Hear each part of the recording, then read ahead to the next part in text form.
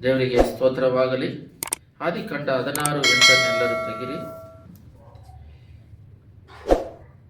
ಜೆನಿಷಿಯಸ್ 16:8 ಇಲ್ಲಿ ಒಂದು ವಾಕ್ಯವನ್ನು ಓದಿ ಧ್ಯಾನ ಮಾಡೋಣ. ಅಬ್ರಹಾಮನ ಹೆಂಡತಿ ಸಾರಾಲ್ ಇರ್ತಾರೆ. ಸಾರಾಲಿಗೆ ಒಂದು ದಾಸಿ ಇರ್ತದೆ, ಆಗಾರ ಅಂತ.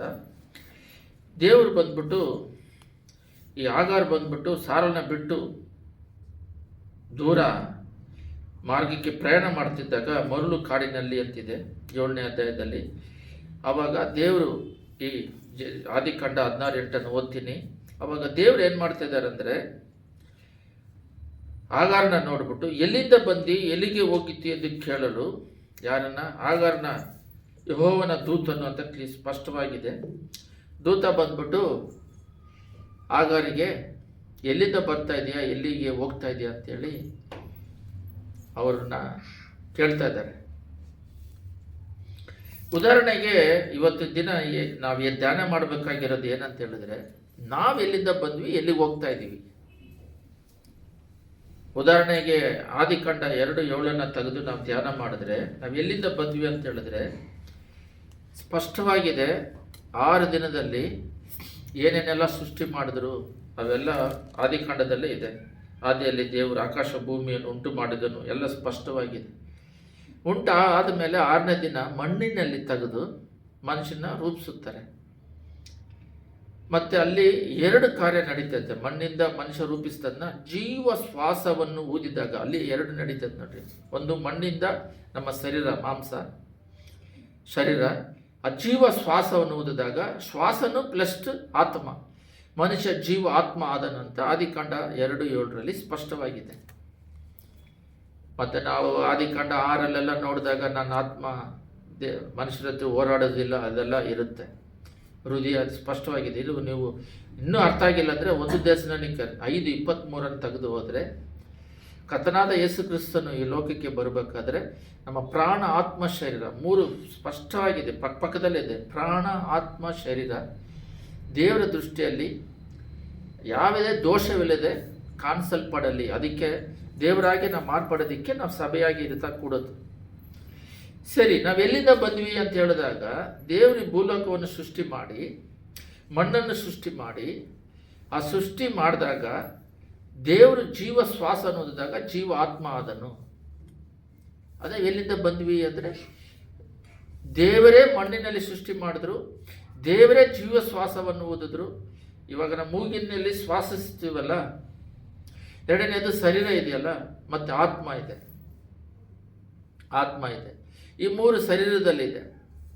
ಇದು ಎಲ್ಲಿಂದ ಬಂತು, ನಾವೆಲ್ಲಿಂದ ಬಂದ್ವಿ ಅಂತ ಹೇಳಿದ್ರೆ, ದೇವರು ಇದ್ದಾರೆ.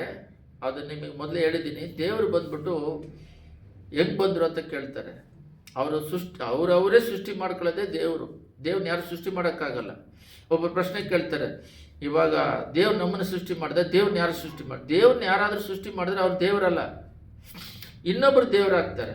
ಅದರಿಂದ ಅವ್ರನ್ನವರೇ ತನಗೆ ತಾನೇ ಸೃಷ್ಟಿ ಮಾಡ್ಕೊಳ್ಳೋರೆ ದೇವರು. ಸಿಂಪಲ್ ಇದು. ಇದರಿಂದ ನಾವೆಲ್ಲಿಂದ ಬಂದ್ವಿ ಅಂದರೆ, ದೇವರು ನಮ್ಮನ್ನು ಸೃಷ್ಟಿ ಮಾಡಿ ಲೋಕದಲ್ಲಿ ಇಟ್ಟರು. ಮತ್ತು ಗಂಡು ಆದರು, ಮತ್ತು ಹೆಣ್ಣನ್ನ ಆವಾಲಾಗಿ ಸೃಷ್ಟಿ ಮಾಡಿ ನಮಗೆ ಕೊಟ್ಟರು. ಒಂದು ಎಲುಬು ಲೇಡೀಸ್ಗೆ ಜಾಸ್ತಿ ಇದೆ. ಈ ಥರ ಆಯಿತು. ಎಲ್ಲಿಂದ ಬಂದ್ವಿ ಅಂತ ನೋಡ್ತಾ ಇದ್ದೀವಿ. ಮತ್ತು ಎಲ್ಲಿಗೆ ಹೋಗ್ತೀವಿ ಅಂದರೆ, ನೀವು ಸ್ಪಷ್ಟವಾಗಿದೆ. ಪ್ರಸಂಗಿ 12:7 ನೋಡ್ರಿ. ಇದು ಬಂದು ನಾವು ಪ್ರಾಣ ಹೋದಾಗ ಇದನ್ನು ಯಾರು ಕೇರ್ ಮಾಡೋದಿಲ್ಲ. ಮಣ್ಣು ಭೂಮಿಗೆ ಸೇರುವುದು. ಈ ಶರೀರ ನೋಡ್ರಿ, ಈ ಶರೀರ ಇದೆಯಲ್ಲ, ಇದು ಮಣ್ಣಿಗೆ ಸೇರುವುದು. ಆತ್ಮವು ತನ್ನನ್ನು ದಯಪಾಲಿಸಿದ ದೇವರ ಬಳಿಗೆ ಸೇರುವುದು. ಸ್ಪಷ್ಟವಾಗಿದೆ ನೋಡ್ರಿ. ಶ್ವಾಸ, ಆತ್ಮವು ತನ್ನನ್ನು ದಯಪಾಲಿಸಿದ ದೇವರ ಬಳಿಗೆ ಸೇರುವುದು. ಆತ್ಮವು, ಪ್ರಾಣ ಎಲ್ಲಿಗೆ ಹೋಗುತ್ತೆ? ಇಂಗ್ಲೀಷಲ್ಲಿ ಬಾಡಿ, ಸೋಲ್, ಸ್ಪಿರಿಟ್. ಮಣ್ಣಿಗೆ ಹೋಗುತ್ತೆ. ಆತ್ಮ ತನ್ನ ತಂದ ದೇವರು ಜೀವ ಶ್ವಾಸವನ್ನು ಊದಿದಾಗ ಮನುಷ್ಯ ಜೀವಾತ್ಮನು ಅಂತಿದೆಯಲ್ಲ, ಪ್ರಾಣ ಎಲ್ಲಿಗೆ ಹೋಗುತ್ತೆ? ಅದಕ್ಕೆ ನಾವು ಇವತ್ತು ಧ್ಯಾನ ಮಾಡೋಣ. ಇಲ್ಲಿ ಏನು ಸ್ಪಷ್ಟವಾಗಿದೆ ಅಂದರೆ, ಯೋವಾನು 16:28 ತೆಗಿರಿ. ನಾವೆಲ್ಲರಿಗೂ ಅರ್ಥ ಆಗೋ ಥರ ಎಲ್ಲರೂ ತೆಗಿರಿ. 16:28 ಅದರಲ್ಲಿ ದೇವರು ತಂದೆಯ ಬಳಿಯಿಂದ ಹೊರಟು ಈ ಲೋಕಕ್ಕೆ ಬಂದಿದ್ದೇನೆ. ಸ್ಪಷ್ಟವಾಗಿದೆ ನೋಡಿ. ದೇವರು ಏನು ಮಾಡಿದ್ರು, ಅವರು ಸೃಷ್ಟಿಕರ್ತನಾಗಿರೋದ್ರಿಂದ ಅವ್ರ ಮೇಲಿಂದ ಬಂದರು. ಅದೇ ಥರನೇ ಮೇಲಿಂದ ಬಂದು ಭೂಮಿನೆಲ್ಲ ಸೃಷ್ಟಿ ಮಾಡಿ ನಮ್ಮನ್ನು ಸೃಷ್ಟಿ ಮಾಡಿದ್ರು. ಒಂದು ಉದಾಹರಣೆಗೆ, ಇವಾಗ ಆದಾಮನಿಂದ ನಾವಿದ್ದೀವಿ. ನಿನ್ನ ಅಪ್ಪ ಯಾರು, ನಿಮ್ಮಪ್ಪ ಯಾರು, ನಿಮ್ಮಪ್ಪ ಯಾರು ಅಂತ ಅದೇ ಥರ 6,000 ವರ್ಷಗಳ ಹಿಂದೆ ಹೋದರೆ ಆದಮ್ ಬರ್ತಾರೆ. ಆದಮ್ ಬಂದ್ಬಿಟ್ಟು ಒಂದು ತಾಯಿ ಹೊಟ್ಟೆಯಿಂದ ಹುಟ್ಟಿದವರಲ್ಲ. ಅವರಿಗೆ ಈ ಕರುಳು ಇರೋದಿಲ್ಲ. ಯಾಕಂತ ಹೇಳಿದ್ರೆ ಅವರು ದೇವ್ರ ಸೃಷ್ಟಿಯಿಂದ ಬಂದಿರೋರು. ಅವ್ವಾಲು ಅಷ್ಟೇ, ಅವರಿಂದ ಹಂಗೆ ಬರ್ತಾ ಇರೋದು. ಇಲ್ಲಿ ಅವರಿಂದ ಬಂದು ಸ್ವಾಮಿ ಮಾತ್ರ ಆಕಾಶದಿಂದ ಬಂದಿದ್ದಾರೆ. ಯಾಕಂದರೆ ಸೃಷ್ಟಿಕರ್ತನು. ಮರಿಯಾಳಗೆ ಹೇಳ್ತಾರೆ, ದೂತ ಬಂದ್ಬಿಟ್ಟು ನಿನಗೆ ದೇವರ ನೆರಳು ಬೀಳಿದಾಗ ಪರಿಶುದ್ಧಾತ್ಮದಿಂದ ಒಂದು ಮಗುವನ್ನು ಕಣ್ಣಿಕೆಯನ್ನು ಗರಿವೆ. ಸ್ವಾಮಿ ಪರಿಶುದ್ಧಾತ್ಮದಿಂದ ಬಂದಿದ್ದರು. ಓಕೆ, ತಂದೆ ಬಳಿಯಿಂದ ಲೋಕಕ್ಕೆ ಬಂದನು. ಅಪ್ಪ ಅಮ್ಮದಿಂದ ಬಂದಿಲ್ಲ, ಪರಲೋಕದಿಂದ ಬಂದಿದ್ದೇನೆ. ಇನ್ನು ಲೋಕವನ್ನು ಬಿಟ್ಟು ತಂದೆ ಬಳಿಗೆ ಹೋಗುತ್ತೇನೆ. ನೋಡಿ, ಅಲ್ಲಿಂದ ಬಂದಿದ್ದಾರೆ, ನಾನು ಅಲ್ಲಿಗೆ ಹೋಗ್ತೀನಿ. ಎಲ್ಲಿಂದ ನಾವೆಲ್ಲ ಬಂದಿದ್ದೀವಿ ಅಂದರೆ ಯೇಸು ಸ್ವಾಮಿನೇ ಪರಲೋಕದಿಂದ ಬಂದು ಮತ್ತು ಅಲ್ಲಿಗೆ ಹೋಗ್ತೀನಿ ಅಂತಿದ್ದಾರೆ. ನಾವೆಲ್ಲಿಂದ ಬಂದಿದ್ದೀವಿ ಅಂದರೆ ಪರಲೋಕದಲ್ಲಿರುವ ದೇವರು ಈ ಭೂಲೋಕವನ್ನು ಸೃಷ್ಟಿ ಮಾಡಿ ಮಣ್ಣಿನಲ್ಲಿ ಸೃಷ್ಟಿ ಮಾಡಿ ಜೀವ ಶ್ವಾಸ ಓದಿ ಆತ್ಮ ಇಟ್ಟಿದ್ದಾರೆ. ನಾವು ಎಲ್ಲಿಗೆ ಹೋಗ್ತಿದ್ದೀವಿ ಅಂದರೆ ಪರಲೋಕ ರಾಜ್ಯ. ಕೇಳಕ್ಕೆ ಚೆನ್ನಾಗಿದೆ, ಬಟ್ ಈ ಲೋಕದಲ್ಲಿ ಯಾತ್ರೆಯಲ್ಲಿ ಪ್ರಯಾಣ ಮಾಡಿ ಅಲ್ಲಿ ಹೋಗೋದು ಕಷ್ಟ. ಮೋಸಸ್ ಐಗುಪ್ತ ದೇಶದಿಂದ ಬಿಡುಗಡೆ ಮಾಡಿದ್ರು ಕೂಡ ಹೋಗಿದ್ದಿಬ್ಬರೇ. ಈ ಐಗುಪ್ತನ್ನು ನೋಡಿದವರು, ಕಾನಾನನ್ನು ನೋಡಿದವರು ಇಬ್ಬರೇ, ಕಾಲೇಬ್ ಯೋಶುವ. ಒಂದು 4 ಜನದಲ್ಲಿ ಕೂಡ ಒಬ್ಬರು ಹೋಗಿಲ್ಲ. ಯಾರು? ಲೋತನ ಹೆಂಡತಿ ಮಕ್ಕಳು ಅಲ್ಲಿ ಸೋದೋಮನ್ನು ಅಳಿಸಿದಾಗ ಅವ್ರನ್ನ ಬಿಡುಗಡೆ ಮಾಡಿದಾಗಲೂ ಅದರಲ್ಲೂ 4 ಜನದಲ್ಲಿ 3 ಜನನೇ ಹೋದರು. ಅದರಿಂದ ಕರೆಯಲ್ಪಟ್ಟವರು ಭಾಳ ಜನ, ಆರಿಸಲ್ಪಟ್ಟರು ಸ್ವಲ್ಪ ಜನ ಅಂದ ತಕ್ಷಣ ವಿಶಾಲವಾದ ಮಾರ್ಗದಲ್ಲಿ ಹೋಗೋರು ಭಾಳ ಜನ ಅಂತ ಹೇಳ್ತಿದ್ದಾರೆ. ಅದರಿಂದ ನಾವು ಎಲ್ಲಿಂದ ಬಂದಿದ್ದೀವಿ ಗೊತ್ತಾಯಿತು. ಇದೇ ನೀವು ಅನ್ಯರುಗಳ ಹತ್ರ ಹೋಗಿ ಈ ಥರ ಎಲ್ಲ ಸತ್ಯಗಳನ್ನ ಕೇಳ್ರಿ, ಹೇಳೋದಿಲ್ಲ. ಎಷ್ಟೆಷ್ಟೋ ಪುಸ್ತಕ ಓದ್ತಾರೆ. ಏನಕ್ಕಂದರೆ ಒಂದು 60 ವರ್ಷ ಈ ಲೋಕದಲ್ಲಿ ಬಾಳೋದಕ್ಕೆ, ಮಿತಿ ಮೀರಿದ್ರೆ 70-80 ಕೂಡ ಇಟ್ಕೊಳ್ರಿ. ಅದಕ್ಕೋಸ್ಕರ 20 ವರ್ಷ 25 ವರ್ಷ ಭಾಳ ಕಠಿಣವಾಗಿ ಓದ್ತಾರೆ. ಮತ್ತು ಓದಿದ್ದಕ್ಕೆ ಏನಕ್ಕೆ ಅಂದರೆ ಸಂಬಳ ತಗೊಂಡು ಓದಿ ಕೆಲಸಕ್ಕೆ ಹೋಗಿ ಕಷ್ಟಪಟ್ಟು ದುಡಿಮೆ ಮಾಡೋಕ್ಕಂತ. ಅದು ಬೈಬಲ್ ಹೇಳುತ್ತೆ, ಮೊಟ್ಟ ಸಲ ದೇವರ ರಾಜ್ಯ ನೀತಿಯನ್ನು ಹುಡುಕ್ರಿ, ಲೋಕದ ಆಶೀರ್ವಾದ ಹಿಂಗೂ ಕೊಡ್ತಾರೆ. ಅವರು ಲೋಕದ ಆಶೀರ್ವಾದ ಹೊಟ್ಟೆ ಹಸಿವಿಲ್ದಾಗ ಇಡ್ತಾರೆ. ಬಟ್ ಫೇತ್ ಮೇಲೆ ಜೀವನ ಮಾಡಬೇಕು. ಅಲ್ಲಿ ಗುಬ್ಬಚ್ಗಳು ನೋಡ್ರಿ, ಅದು ಬಿತ್ತುವುದಿಲ್ಲ, ಇದು ಅದನ್ನು ಪೋಷಿಸ್ತೀನಿ, ನಿಮ್ಮನ್ನು ಪೋಷಿಸದೇ ಇರ್ತೀನಿ ಅಂತಾರೆ. ನಾವು ದೇವರ ಮಕ್ಕಳು ಅಂತ ಹೇಳ್ತಾರೆ. 1 ಯೋಹಾನ 13 ದೇವರು ಯೋಹಾನ ಅಲ್ಲಿ ಈ ರೀತಿ ಹೇಳುವ ದೇವರು, ನಾವೆಲ್ಲಿಂದ ಬಂದ್ವಿ, ದೇವರು ಬಂದು ಎಲ್ಲಿಗೆ ಹೋಗ್ತಾ ಇದ್ದೀವಿ ಅಂತ ಹೇಳಿದ್ರೆ ಪರಲೋಕ ರಾಜ್ಯಕ್ಕೆ ಹೋಗ್ತಾ ಇದ್ದೀವಿ. Came from the world, living the world. ಈ ಲೋಕ ಬಿಟ್ಟು, ವರ್ಲ್ಡ್ ಬಿಟ್ಟು ಪರಲೋಕ ರಾಜ್ಯಕ್ಕೆ ಹೋಗ್ತಾ ಇದ್ದಾರಂತೆ. ಇನ್ನೊಂದು ವಾಕ್ಯ ತೆಗಿರಿ, ಯೋಹಾನ 13:36 ತೆಗೆದು ಧ್ಯಾನ ಮಾಡೋಣ. ಅದರಲ್ಲಿ ಸೀಮೋನ ಪುತ್ರನಾದನು, ಸ್ವಾಮಿ ಎಲ್ಲಿಗೆ ಹೋಗುತ್ತೆ ಎಂದು ಕೇಳಿದ್ದಕ್ಕೆ ಯೇಸು, ನಾನು ಹೋಗುವಲ್ಲಿಗೆ ನೀನು ಈಗ ನನ್ನ ಹಿಂದೆ ಬರಲಾರಿ. ದೇವರು ಸ್ಪಷ್ಟವಾಗಿ ಹೇಳ್ತಾ ಇದ್ದಾರೆ, ನಾನು ಹೋಗ್ತಿದ್ದೀನಿ ಪರಲೋಕ ರಾಜ್ಯಕ್ಕೆ, ನೀನು ಬರಲಾರಿ. ಯಾಕೆ ಬರೋಕ್ಕಾಗಲ್ಲ ಅಂತ ಹೇಳಿದ್ರೆ, ಸ್ವಾಮಿ ಬಂದು ಶಿಲುಬೆಯಲ್ಲಿ ಮರಣ ಹೊಂದಿ ನಮ್ಮ ಪಾಪಗಳೆಲ್ಲ ತೊಳೆಯಲ್ಪಟ್ಟ ಮೇಲೆ ಅವರು ಹೋಗಿ ಪರಲೋಕ ರಾಜ್ಯದಲ್ಲಿ ವಾಸಸ್ಥಳ ಏರ್ಪಡಿಸಿ ಮತ್ತೆ ಬಂದು ನಮ್ಮನ್ನು ಕರ್ಕೊಂಡು ಹೋಗ್ತಾರೆ. ಇದರಲ್ಲಿ 2 ಪ್ರೋಸೆಸ್ ಇದೆ. ಮೊದಲನೇದಾಗಿ ದೇವರು ಬಂದ್ಬಿಟ್ಟು ನಮಗೋಸ್ಕರ ಕಲ್ವಾರಿ ಶಿಲುಬೆಯಲ್ಲಿ ರಕ್ತ ಸುರಿಸಿ ನಮ್ಮ ಹಳೆ ಪಾಪಗಳು ಎಲ್ಲ ತೊಳೆಯಲ್ಪಟ್ಟು ಇನ್ನು ಮೇಲೆ ದೇವರ ಆತ್ಮ ನಮ್ಮಲ್ಲಿದ್ದು ಪಾಪವನ್ನು ಜಯಿಸ್ಕೊಂಡು ದೇವರಾಗಿ ಮಾರ್ಪಡೋದಕ್ಕೆ ಇಲ್ಲಿ ಸ್ವಲ್ಪ ಪ್ರೋಸೆಸ್ ಇದೆ. ಅದಕ್ಕೋಸ್ಕರ ನಾನು ಹೋಗುವಲ್ಲಿಗೆ ನೀವು ಬರಲಾರಿರಿ ಅಂತಾರೆ. ನಿಮಗೆ ಇನ್ನೂ ಅರ್ಥ ಆಗಿಲ್ಲ ಅಂದರೆ ಕೆಳಗಡೆನೇ 14 ಅಲ್ಲಿ ಏನಿದೆ ಅಂದರೆ, ಯೋಹಾನ 14:3 ನಾನು ಹೋಗಿ ನಿಮಗೆ ಸ್ಥಳವನ್ನು ಸಿದ್ಧ ಮಾಡಿದ ಮೇಲೆ ತಿರುಗಿ ಬಂದು ನಿಮ್ಮನ್ನು ಕರೆದುಕೊಂಡು ಹೋಗಿ ನನ್ನ ಬಳಿಗೆ ಸೇರಿಸಿಕೊಳ್ಳುವನು. ಸೂಪರ್ ಇದೆ ನೋಡಿ. ಇವಾಗ ಭೂಲೋಕದಲ್ಲಿದ್ದಾಗ ನೀನು ಎಲ್ಲಿ ಹೋಗ್ತಿದೀಯ? ತಂದೆಯಿಂದ ಬಂದೆ ಮತ್ತು ತಂದೆಗೆ ಹೋಗ್ತಾ ಇದ್ದೀನಿ ಅಂತ ಹೇಳ್ತಾರೆ. ಮತ್ತು ಎಲ್ಲಿಂದ ಬಂದಿದ್ಯಾ ಅಂತ ಹೇಳಿದ್ರೆ ಪರಲೋಕದಿಂದ ಬಂದಿದ್ದಾರೆ, ನಾನು ಅಲ್ಲಿಗೆ ಹೋಗ್ತಾ ಇದ್ದೀನಿ ಅಂತಾರೆ. ಸರಿ, ನಾನು ಬರ್ತೀನಿ ಅಂದರೆ ನೀವು ಬರಲಾರಿರಿ ಅಂತಾರೆ. ಯಾಕಂತ ಹೇಳಿದ್ರೆ ಈ ಪಾಪ ಏಸಾಯ 59:1-2 ಈ ಆದಾಮ ಮಾಡಿರೋ ಪಾಪ ಬಂದ್ಬಿಟ್ಟು ನಮಗೂ ದೇವರಿಗೂ ಬೇರ್ಪಟ್ಟ ಆಗಿದೆ. ಅದು ನಾವು ಒಂದು ದಿನ ಎಸಯ್ಯ ರೋಮರಲ್ಲಿದೆ, ಸ್ಪಷ್ಟವಾಗಿದೆ, ತನ್ನ ಬಾಯಿಂದ ಪಾಪವನ್ನು ಅರಿಕೆ ಮಾಡಿ ಅದನ್ನು ಬಿಟ್ಟುಬಿಟ್ರೆ ದೇವರ ಮಕ್ಕಳಾಗ್ತೀವಿ. ನಾವು ದೇವರ ದೃಷ್ಟಿಯಲ್ಲಿ ನೀತಿವಂತರಾಗ್ತೀವಿ. ಅರಿಕೆ ಮಾಡಿ ಬಿಟ್ಟುಬಿಟ್ರೆ ಎಷ್ಟೋ ಜನ ಪಾಪದಲ್ಲಿರೋರು ಆ ಪಾಪಲ್ಲ ಅರಿಕೆ ಮಾಡಿಬಿಟ್ಟೆ ನನಗೆ ದೈವಿಕ ಸಮಾಧಾನ ಸಿಕ್ತು, ದೇವರು ನನ್ನ ಹೃದಯದಲ್ಲಿ ವಾಸ ಮಾಡ್ತಿದ್ದಾನೆ ಅಂತ ಹೇಳ್ತಾರೆ. ಅದು ನಡಿಬೇಕಾಗಿದೆ. ಅದಕ್ಕೆ ನಾನು ಹೋಗಲ್ಲಿಗೆ ನೀವು ಬರಲಾರಿರಿ ಅಂದರೆ ಪಾಪ ಅರಿಕೆ ಮಾಡಬೇಕಾಗಿದೆ. ಎರಡನೇದು, ಪರಿಶುದ್ಧಾತ್ಮ ನಮ್ಮಲ್ಲಿ ಬಂದು ಪಾಪದ ಮೇಲೆ ದ್ವೇಷ ಹುಟ್ಟಿಸಿ ದೇವರಾಗಿ ಮಾರ್ಪಡೋದಕ್ಕೆ ಪರಿಶುದ್ಧಾತ್ಮ ನಮಗೆ ಸಹಾಯ ಮಾಡಬೇಕಾಗಿದೆ. ಆ ಪ್ರೋಸೆಸ್ ಇದೆ. ಅದಕ್ಕೆ ಬರಲಾರಿರಿ ಅಂದರು. ಆದರೆ ಸಿಲುಬೆಯಲ್ಲಿ ಹಾಕಿದಾಗ ಪಕ್ಕದಲ್ಲಿರೋ ಕೆಟ್ಟ ಕುಮಾರನು ಕೇಳ್ತಾನೆ, ನೀನು ನಿಜವಾದ ದೇವರಾದರೆ ನನ್ನನ್ನು ಕಾಪಾಡು, ನಿನ್ನನ್ನು ಕಾಪಾಡ್ಕೊತಾನೆ ಒಂದು ಕಳ್ಳ. ಇನ್ನೊಬ್ಬ ಕಳ್ಳ ಹೇಳ್ತಾನೆ, ನಾವು ಇಷ್ಟು ದೊಡ್ಡ ತಪ್ಪು ಮಾಡಿ ಕೂಡ ನಾವು ಇನ್ನೂ ಬದಲಾಗಲಿಲ್ವ, ಅಲ್ಲಿ ಪಾಪಾರಿಕೆ ಮಾಡ್ತಾನೆ. ದೇವರೇ, ನೀನು ಪರಲೋಕದಲ್ಲಿ ಹೋದಾಗ ನಾನು ನೆನೆಸ್ಕೊಂಡ್ರೆ ಈಗ ನನ್ನ ಕೂಡ ಪರದೇಶದಲ್ಲಿ ಇರ್ತೀಯ. ಅವರಿಗೆ ಬಿಡುಗಡೆ ಕೊಡ್ತಾರೆ ಪಾಪಾರಿಕೆ ಮಾಡಿದಾಗ. ಅದರಿಂದ ದೇವರು ಪರಲೋಕದಿಂದ ಈ ಲೋಕಕ್ಕೆ ಬಂದಿದ್ದಾರೆ. ನಾವು ಕೂಡ ಪರಲೋಕದಿಂದ ಬಂದಿರೋ ದೇವರು, ಈ ಆಶ್ವಾಸನು ಆತ್ಮನು ದೇವ್ರು ಕೊಟ್ಟಿರೋದು. ಆದಿಕಾಂಡ 2:7 ನೋಡಿದಾಗೆ ಮಣ್ಣು ದೇವ್ರು ಸೃಷ್ಟಿ ಮಾಡಿರುತ್ತೆ, ಮಣ್ಣು ಮಣ್ಣಿಗೆ ಹೋಗ್ಬಿಡುತ್ತೆ. ಪ್ರಸಂಗ ಹೇಳಿದಾಗೆ ಶ್ವಾಸ ತನ್ನ ದೇವ್ರ ಹತ್ರ ಹೋಗುತ್ತೆ, ಪ್ರಾಣ ಎಲ್ಲಿಗೆ ಹೋಗುತ್ತೆ.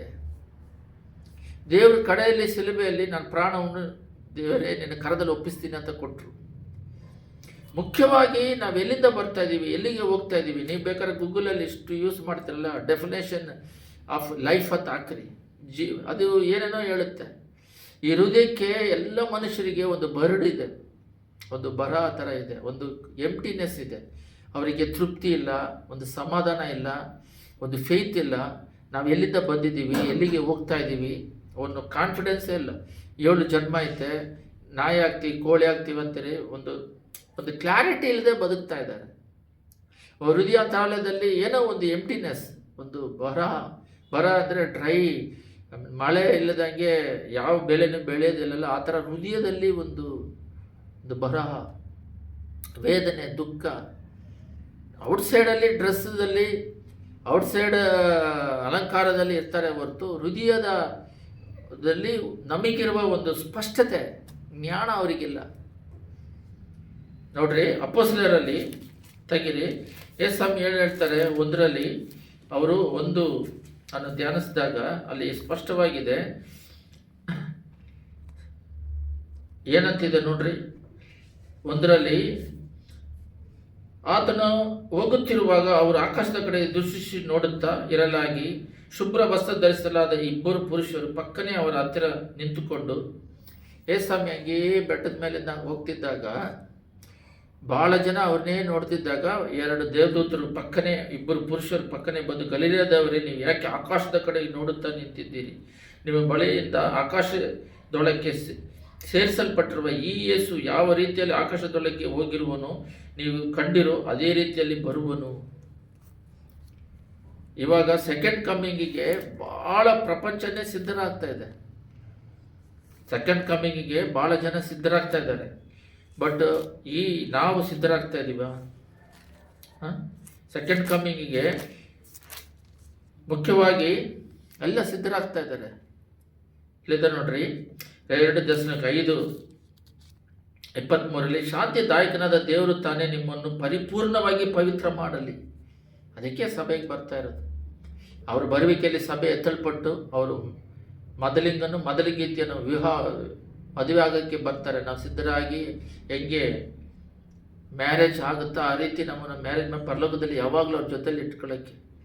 ಅದನ್ನೇ ನಾವು ಯೋಹಾನ 14ರಲ್ಲಿ ನೋಡಿದ್ವಿ. ನಾನು ಹೋಗಿ ವಾಸಸ್ಥಳ ಏರ್ಪಡಿಸಿ ಬಂದು ಯಾವಾಗಲೂ ನನ್ನ ಜೊತೆಲೇ ಇಟ್ಕೊತೀನಿ ಅಂತ. ಅಲ್ಲಿ ಜೊತೆಗೆ ಇಟ್ಕೊಳ್ಳೋಕ್ಕೆ ಹೋಗೋದಕ್ಕೆ ನಾವು ಬರೀ ಬಾಯಿ ಮಾತಿನಲ್ಲ, ಶಾಂತಿದಾಯಕನ ದೇವರು ತಾನೇ ನಿಮ್ಮನ್ನು ಪರಿಪೂರ್ಣವಾಗಿ ಪವಿತ್ರ ಮಾಡಲಿ. ನಮ್ಮ ಕರ್ತನಾದ ಯೇಸು ಕ್ರಿಸ್ತನ ಪ್ರತ್ಯಕ್ಷನಾಗ ಸೆಕೆಂಡ್ ಕಮಿಂಗ್ ನೋಡಿದ್ವಲ್ಲ, ಅವ್ರು ಪ್ರತ್ಯಕ್ಷನಾದಾಗ ನಿಮ್ಮ ಆತ್ಮ, ಪ್ರಾಣ, ಶರೀರಗಳು ದೋಷವಿಲ್ಲದೆ ಸಂಪೂರ್ಣವಾಗಿ ಕಾಣಿಸುವಂತೆ ಕಾಪಾಡಲ್ಪಡಲಿ. ಎಷ್ಟು ಸ್ಪಷ್ಟವಾಗಿದೆ ನೋಡಿ. ನಮ್ಮ ಪ್ರಾಣ, ಆತ್ಮ, ಶರೀರ, ನಾವೆಲ್ಲಿಂದ ಬಂದ್ವಿ? ಈ 3 ಎಲ್ಲಿಂದ ಸಿಕ್ತು? ಮತ್ತು ನಾವು ಎಲ್ಲಿಗೆ ಹೋಗ್ತಾ ಇದ್ದೀವಿ? ಶರೀರ ಮಣ್ಣಿಗೆ ಹೋಗುತ್ತೆ, ಪ್ರಸಂಗಿಯಲ್ಲಿ ಹೇಳ್ದಂಗೆ ಮಣ್ಣಿಗೆ ಹೋಗುತ್ತೆ. ಶ್ವಾಸ ತನ್ನ ತಂದ ದೇವರ ಹತ್ರ ಅದು. ಪ್ರಾಣ ಎಲ್ಲಿಗೆ ಹೋಗುತ್ತೆ? ಅದು ಸೈತಾನಿಗೆ ಸೃಷ್ಟಿಸಲ್ಪಟ್ಟಿರುವ ಪಾಪ ಮಾಡಿದ್ರೆ ನರಕಕ್ಕೆ ಹೋಗ್ತೈತೆ. ದೇವರನ್ನು 24 ಗಂಟೆ ನಾವು ಧ್ಯಾನ ಮಾಡ್ತಿದ್ರೆ ಪರಲೋಕ ರಾಜ್ಯಕ್ಕೆ ಹೋಗುತ್ತೆ. ಎಲ್ಲ ವಾಕ್ಯಗಳು ನಮಗೆ ತಿಳಿದಿರವೆ. ದೇವರು ಬಂದು ಏನು ಮಾಡ್ತಾ ಇದ್ದಾರೆ? ನಮ್ಮನ್ನು ಕರ್ಕೊಂಡು ಹೋಗೋದಕ್ಕೆ ಎಲ್ಲ ವಿಧವಾದ ಸಿದ್ಧಗಳನ್ನ ಮಾಡಿದ್ದಾರೆ. ಇನ್ನೊಂದು ಅದರ ಹಿಂದೆನೇ 1 ಥೆಸಲೋನಿಕ 4:16 ಓದಿ ನಾವು ಪ್ರಾರ್ಥನೆ ಮಾಡೋಣ. ಪ್ರಧಾನ ದೂತನ ಶಬ್ದದೊಡನೆಯೂ ದೇವರ ತುತ್ತೂರಿ ಧ್ವನಿಯೊಡನೆಯೂ ಆಕಾಶದಿಂದ ಇಳಿದು ಬರುವನು. ದೇವರು ಆಕಾಶದಿಂದ ತುತ್ತೂರಿಯೊಡನೆ ಇಳಿದು ಬರ್ತಾರಂತೆ. ಅಂದರೆ ಬಂದು ಭೂಮಿಗೆ ಬರಲ್ಲ, ಅಲ್ಲಿ ಆಕಾಶದಲ್ಲಿ ನಿಂತ್ಕೊಳ್ತಾರೆ. ಆಗ ಕ್ರಿಸ್ತನಲ್ಲಿ ಆಕಾಶದಲ್ಲಿ ಇಳಿದು ಬರುವನು. ಆಕಾಶದಲ್ಲೇ ಇಳಿದು ಬರುವನು, ಭೂಮಿಗೆ ಬರೋದಿಲ್ಲ. ಪರಲೋಕದಿಂದ ಆಕಾಶದಲ್ಲಿ ಹಾಗೆ ನಿಂತ್ಕೊಂತಾರೆ, ನಾವು ನೋಡ್ತಾ ಇರ್ತೀವಿ. ಆಗ ಕ್ರಿಸ್ತನಲ್ಲಿರುವ ಸತ್ತವರು ಮೊದಲು ಎದ್ದು ಬರುವರು. ನಾವು ಎಲ್ಲಿಂದ ಬರ್ತೀವಿ, ಎಲ್ಲಿಗೆ ಹೋಗ್ತೀವಿ? ಅದಕ್ಕೆ ಯೇಸು ಹೇಳ್ತಾರೆ, ನಾನು ಹೋಗಲ್ಲಿ ನೀವು ಬರೋಕ್ಕಾಗಲ್ಲ. ಯಾಕಂದರೆ ಆ ಪಾಪಗಳೆಲ್ಲ ಪರಿಪೂರ್ಣ ಆಗಬೇಕು, ಆಮೇಲೆ ದೀಕ್ಷಾಸ್ನಾನ ತಗೋಬೇಕು, ಆಮೇಲೆ ಹೋಲಿ ಸ್ಪಿರಿಟ್ ನಮ್ಮ ಮೇಲೆ ಇಳಿದು ಬರುತ್ತೆ. ಆ ಹೋಲಿ ಸ್ಪಿರಿಟ್ ಬಂದು ನಮ್ಮನ್ನು ಪರಿಶುದ್ಧ ಮಾರ್ಗದಲ್ಲಿ ನಡೆಸ್ಕೊಂಡು ಪರಲೋಕ ರಾಜ್ಯಕ್ಕೆ ಕರ್ಕೊಂಡು ಹೋಗೋಕ್ಕೆ ಸಹಾಯ ಮಾಡುತ್ತೆ, ಪ್ರಾರ್ಥನೆ ಮಾಡುತ್ತದೆ, ವಾಕ್ಯ ಓದುತ್ತದೆ, ದೇವ್ರ ಮಕ್ಕಳ ಜೊತೆ ಐಕ್ಯತೆ ಇಟ್ಕೊಳ್ಳೋಕ್ಕೆ ಸಹಾಯ ಮಾಡುತ್ತೆ. ಸೈತಾನ್ ಇದ್ದರೆ ಪಾಪ ಮಾಡೋದಕ್ಕೆ, ಪಾಪವನ್ನು ನೋಡೋದಕ್ಕೆ ಅದು ಮ್ಯಾಗ್ನೆಟ್ ಆಗಿ ಎಳಿತಾ ಇರ್ತಾನೆ.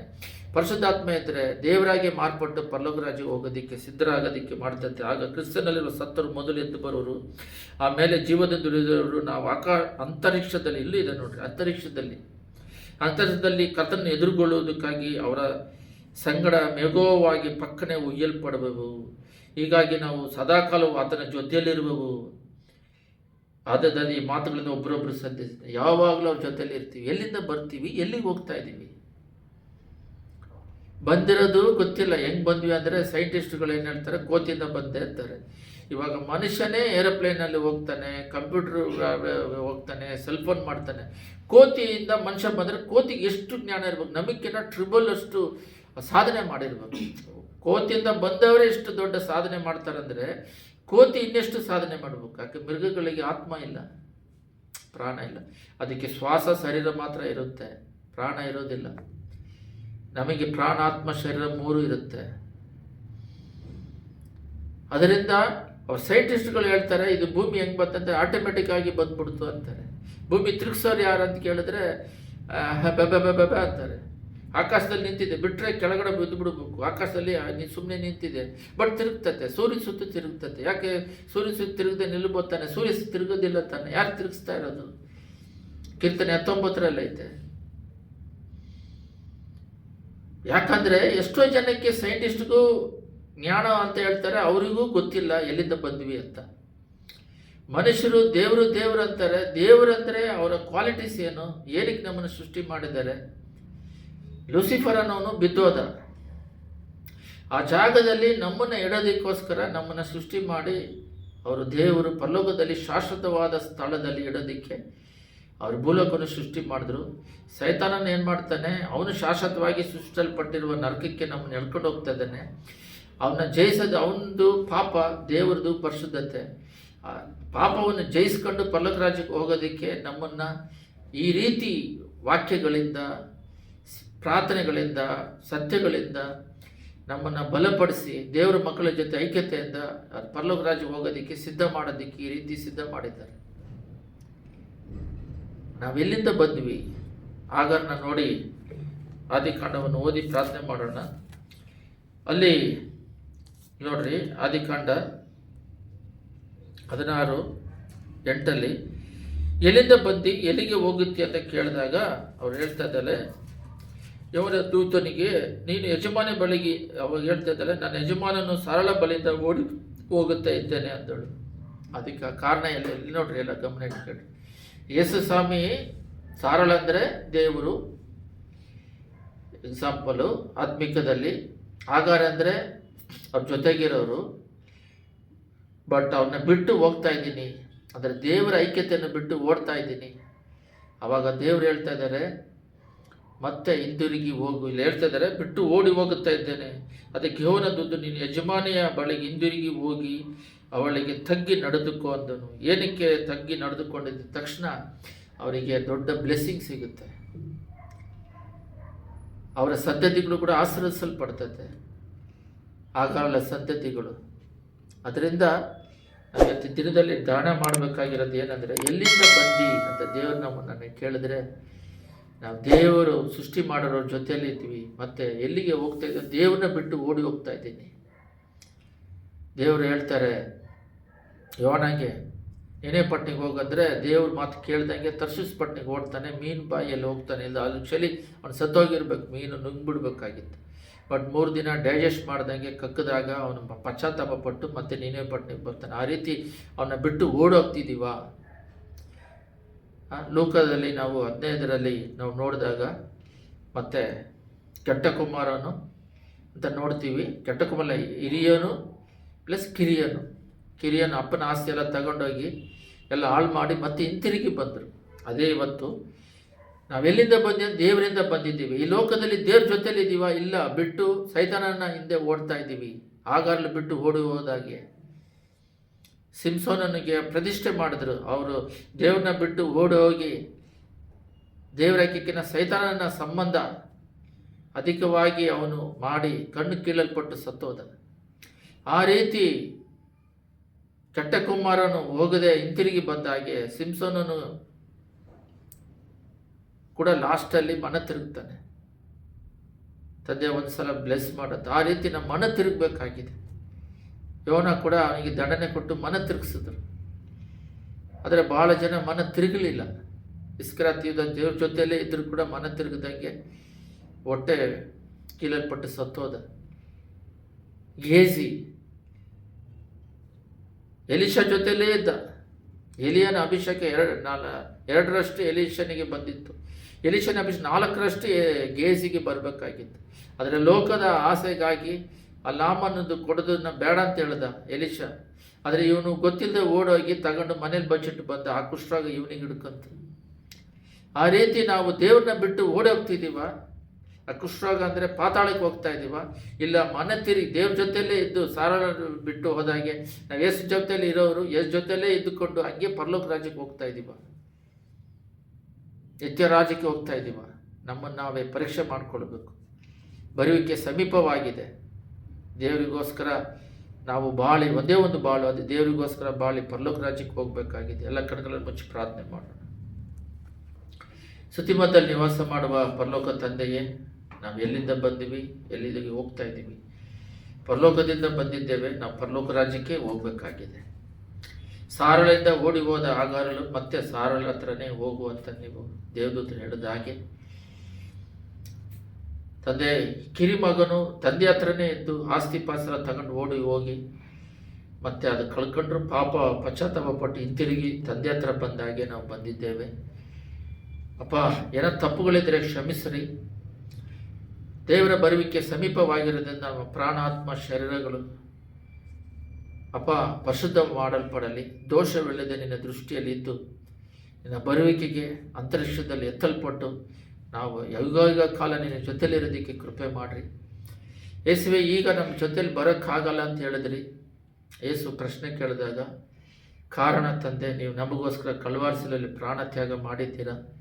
ಆ ಪಾಪ ಅರಿಕೆ ಮಾಡಿ ಬಿಟ್ಬಿಟ್ಟು ಮತ್ತೆ ಯೇಸುವೆ ನಿನ್ನ ಆಜ್ಞೆ ಪ್ರಕಾರ ದೀಕ್ಷಾಸನ ತಗೊಂಡು ನಿನ್ನ ಪರಿಶುದ್ಧಾತ್ಮ ಜೊತೆಯಲ್ಲಿ ಜೀವಿಸಿ ನಿನ್ನ ರಾಜ್ಯಕ್ಕೆ ಬರೋದಕ್ಕೆ ಕೃಪೆ ಮಾಡಿರಿ. ಯೋವಾನ್ 14ರಲ್ಲಿ ಹೇಳಿದ ಪ್ರಕಾರ ನಾನು ಹೋಗಿ ನಿಮಗೋಸ್ಕರ ಪರಲೋಕದಲ್ಲಿ ವಾಸಸ್ಥಳ ಸಿದ್ಧ ಮಾಡಿ ಬಂದು ಕರ್ಕೊಂಡು ಹೋಗ್ತೀನಿ ಅಂತ ಎಲ್ಲ ಸಿದ್ಧ ಮಾಡಿ ಇಟ್ಟಿದ್ದೀರಾ.